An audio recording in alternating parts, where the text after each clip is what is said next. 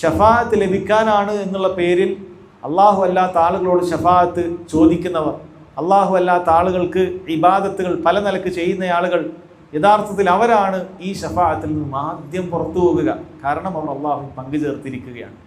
അള്ളാഹുവിന് മാത്രം നൽകേണ്ടതായ ഇബാദത്തുകൾ അള്ളാഹുവിൻ്റെ അടിമകൾക്ക് നൽകിയിട്ട്, ഖബറിലുള്ള ആളുകൾക്ക് നൽകിയിട്ട്, ഈ രൂപത്തിൽപ്പെട്ട മഹാന്മാർക്കും അമ്പിയാക്കൾക്കും ഒക്കെ നൽകിയിട്ട് അവർ തന്നെ ഷഫാഅത്തിൽ നിന്നും അവരുടെ ലിസ്റ്റ് വെട്ടിയിരിക്കുകയാണ്. കാരണം തൗഹീദ് ഇല്ലാതെ മരണപ്പെട്ടാൽ, ഷിർക്കിൽ മരണപ്പെട്ടാൽ ഷഫാഅത്തിന് പാത്രമാവുകയില്ല എന്നാണ് നബി സല്ലല്ലാഹു അലൈഹി വസല്ലം പറഞ്ഞത്.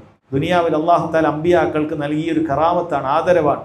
അവർ ദുനിയാവിൽ പ്രാർത്ഥിക്കുന്ന ഒരു പ്രാർത്ഥനയുണ്ട്, അതിനെന്തായാലും അല്ലാഹു തആല ഉത്തരം നൽകും. ഒരൊറ്റ പ്രാർത്ഥന എന്നല്ല, അവർ പ്രാർത്ഥിക്കുന്ന പ്രാർത്ഥനകൾക്ക് അല്ലാഹു സുബ്ഹാനഹു വ തആല ഒരുപാട് ഉത്തരം നൽകുന്നുണ്ട്. എന്നാൽ ഒരു പ്രാർത്ഥനയുണ്ട്, അത് അല്ലാഹു തആല എന്തായാലും ഉത്തരം നൽകും എന്ന് പറഞ്ഞിട്ടൊരു പ്രാർത്ഥനയാണ്. ഫതഅജ്ജല കുല്ലു നബിയ്യിൻ ദഅവതഹ. എല്ലാ നബിമാരും അവരുടെ പ്രാർത്ഥന ദുനിയാവിൽ തന്നെ പ്രാർത്ഥിച്ചിട്ടുണ്ട്. ദുനിയാവിൽ എല്ലാ നബിമാരും പ്രാർത്ഥിച്ചിട്ടുണ്ട്. എന്നാൽ വഇന്നി ഇഖ്തബഅതു ദഅവതി, ഞാൻ എൻ്റെ പ്രാർത്ഥനയെ പിന്തിപ്പിച്ചിരിക്കുകയാണ്. നബി സല്ലല്ലാഹു അലൈഹി വസല്ലം ഈ ഉമ്മത്തിനോട് എത്രമാത്രം കാരുണ്യമുണ്ട് എന്ന് മനസ്സിലാക്കി തരുന്ന അനേകം സംഭവങ്ങളിൽ ഒന്നാണ്. നബി സല്ലല്ലാഹു അലൈഹി വസല്ലം അവിടത്തേക്ക് വേണ്ടി ഒരിക്കൽ പോലും പ്രാർത്ഥിച്ചിട്ടില്ല. അവിടത്തേക്ക് ശത്രുക്കൾ നശിപ്പിക്കാൻ വരുന്ന സമയത്ത് പോലും നബി സല്ലല്ലാഹു അലൈഹി വസല്ലം ഈ ഒരു പ്രാർത്ഥന ഉപയോഗപ്പെടുത്തിയിട്ടില്ല.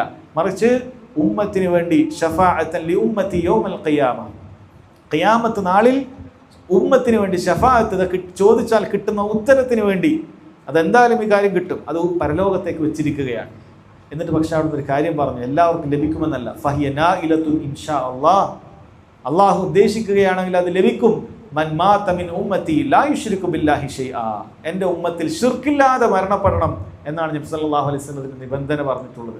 നോക്കൂ സഹോദരങ്ങളെ, വളരെ ചിന്തിക്കേണ്ട, അടിവരയിടേണ്ട വിഷയമാണ്. അത് ലഭിക്കുന്നത് ആർക്ക് മാത്രമാണ്? ഫഹിയ നാഇലത്തുൻ ഇൻഷാ അല്ലാഹ് മൻ മാത മിൻ ഉമ്മത്തി ലാ യുശ്രികു ബില്ലാഹി ഷൈആ. നിങ്ങൾ നോക്കൂ, ഈ ഉള്ളാളം തങ്ങളുടെ അടുക്കലേക്ക് പോയി അവിടെ പോയി ആടിനെ നേർച്ചയാക്കുന്നു. പഴയ കാലത്തൊക്കെ ഒരുപാട് ഉണ്ടായിട്ടുള്ള കാര്യമാണ്. ഒരാടിനെ നേർച്ചയാക്കും, അവിടുത്തെ ഉറൂസിൻ്റെ സമയത്ത് അവിടെ കൊണ്ടുപോയി അറക്കും. എന്താണ് ഈ അറവ് കൊണ്ട് ഉദ്ദേശിക്കുന്നത്? ഈ അറവ് കൊണ്ടൊരു ഉദ്ദേശമുണ്ട്. ഉള്ളാളം തങ്ങൾ ഈ ഒരു അറവ് ഞാൻ നടത്തുന്ന സമയത്ത് എന്നെ തൃപ്തിപ്പെടും. ആ തൃപ്തി കാരണത്താൽ ഉള്ളാളം തങ്ങൾ എൻ്റെ കാര്യം അള്ളാഹുവിൻ്റെ അടുക്കൽ പറയും, എനിക്ക് പരലോകത്ത് ഈ രൂപത്തിലുള്ള നേട്ടങ്ങൾ ലഭിക്കും. ഇതാണ് അവരുടെ വിശ്വാസം. ഈ പറയുന്ന വ്യക്തികളോട് ഖബറിൻ്റെ അടുക്കൽ പോയി ആ ഖബറാളിയോട് പ്രാർത്ഥിക്കുമ്പോൾ ഇവൻ്റെ ചിന്ത ഖബറിലുള്ളവനാണ് പ്രാർത്ഥനയ്ക്ക് ഉത്തരം നൽകുന്നവൻ എന്നൊന്നുമല്ല. അങ്ങനെ ആരും വിശ്വസിക്കുന്നൊന്നുമില്ല. ഖബറിലുള്ളവൻ കാര്യങ്ങളൊക്കെ നിയന്ത്രിക്കാൻ പറ്റുമെന്ന് വിശ്വസിക്കുന്നവരല്ല ബഹുഭൂരിപക്ഷവും. പക്ഷെ ഇവരുടെ ചിന്ത എന്താണ്? ഖബറാളിയോട് ഞാൻ പ്രാർത്ഥിച്ചാൽ, സഹായം ചോദിച്ചാൽ, ഈ ഖബറാളി എൻ്റെ പ്രാർത്ഥന കേട്ട് റബ്ബിനോട് പറയും, എന്നിട്ട് റബ്ബിൻ്റെ അടുക്കൽ എനിക്ക് എന്ത് ചെയ്തു തരും? എൻ്റെ കാര്യം എളുപ്പമാക്കി തരും എന്നാണ് സഹോദരങ്ങളെ അവർ വിശ്വസിക്കുന്നത്.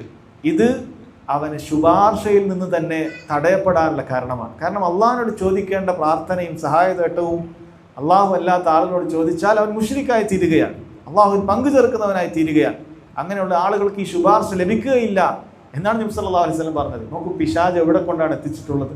ശുപാർശയുടെ പേര് തന്നെ പറഞ്ഞിട്ട് ശുപാർശയിൽ നിന്ന് പുറത്തു പോകുന്ന അവസ്ഥയാണ് പിശാച് ഉണ്ടാക്കി കൊടുത്തിരിക്കുന്നത്. അല്ലെങ്കിൽ ഈ ദീനിൽ യാതൊരു തെളിവുണ്ടായിട്ടല്ലല്ലോ അള്ളാഹു അല്ലാത്ത ആളോട് പ്രാർത്ഥിക്കുന്നത്. അങ്ങനെ ഒരു തെളിവ് അവർക്കില്ല. അവർ പറയുന്ന ന്യായം നോക്കും. പിശാച് അവരെ കൊണ്ട് എത്തിച്ചിരിക്കുന്നത് ജാഹിലിയ കാലഘട്ടത്തിൽ മക്ക മുശ്രിക്കുകൾ ഏതൊരു ശുപാർശയാണോ വിശ്വസിച്ചിരുന്നത് അതേ ശുപാർശയിൽ എത്തിച്ചിട്ട് ഈ ശുപാർശയിൽ നിന്നും ആദ്യം പുറത്തേക്ക് പോകുന്ന ആളുകളായി ഈ ആളുകളെ പിശാച് മാറ്റി എന്നുള്ളതാണ്. കാരണം ജാഹിലിയ കാലത്തിലും ശുപാർശയൊക്കെ ഉണ്ട്. അല്ലാഹു സുബ്ഹാനഹു വ തആല മക്കയിലെ മുശ്രിക്കുകൾ അവർ വിശ്വസിച്ചിരുന്ന ഒരു ഷഫാഅത്തിനെ കുറിച്ച് പറഞ്ഞു തന്നിട്ടുണ്ട്. വയഅ്ബുദൂന മിൻ ദൂനില്ലാഹ്, അള്ളാഹുവിന് പുറമെ ചില ആളുകൾക്ക് പല നിലക്കുള്ള ഇബാദത്ത് നൽകും. അതിൽപ്പെട്ടതാണ് അള്ളാഹു അല്ലാത്ത ആളുകളോടുള്ള പ്രാർത്ഥനകൾ, സഹായതേട്ടങ്ങൾ, അറവുകൾ, നേർച്ചകൾ പലതും മക്കയിലെ മുശ്രിക്കുകൾ നൽകും. വയഅ്ബുദൂന മിൻ ദൂനില്ലാഹി മാ ലാ യദുർറുഹും വലാ യൻഫഉഹും. ഇതിൻ്റെയൊക്കെ മൊത്തത്തിൽ പ്രത്യേകത ഈ പറയുന്നത് ഒരു ഉപകാരമോ ഉപദ്രവമോ ഈ പറയുന്ന ആളുകൾക്കൊന്നും ചെയ്യാൻ സാധിക്കുകയില്ല. ഇങ്ങനെയൊക്കെ അവർ ചെയ്യും. എന്തിനാണ്? മക്കയിലുള്ള മുശ്രിക്കുകൾ ലാത്തയുടെ അടുക്കലേക്ക് പോയി അറവ് നടത്തുന്നത്, ആ കല്ലിൻ്റെ അടുക്കൽ വന്ന് പ്രാർത്ഥന നടത്തുന്നത്, സഹായതട്ടം ചെയ്യിക്കുന്നത്.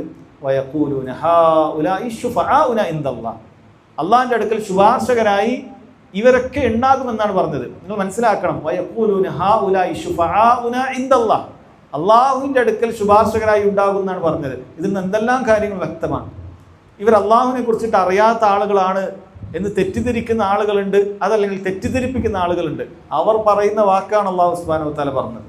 അവർ പറയുന്ന വാക്കാണ്, ഇവർ അള്ളാഹുവിൻ്റെ അടുക്കൽ ഞങ്ങൾക്ക് ശുപാർശകരാകും എന്നാണ്. അപ്പോൾ ശുപാർശ എന്ന് പറയുന്ന ദീനിലെ കാര്യം അവർ മനസ്സിലാക്കിയിട്ടുണ്ട്. പക്ഷേ എന്താണ് അവർ മനസ്സിലാക്കിയത്? അള്ളാഹു അല്ലാത്ത ആളുകൾക്ക് ഇബാദത്തുകൾ നൽകിയാൽ, അവരോട് ചോദിച്ചാൽ, അവരോട് തേടിയാൽ അവർ ശുപാർശകരാകുമെന്നുള്ള വിശ്വാസം അല്ലാഹു തആല പറയുന്നത് മക്കയിലെ മുശ്രിക്കുകളാകാനുള്ള കാരണമായിട്ടാണ്.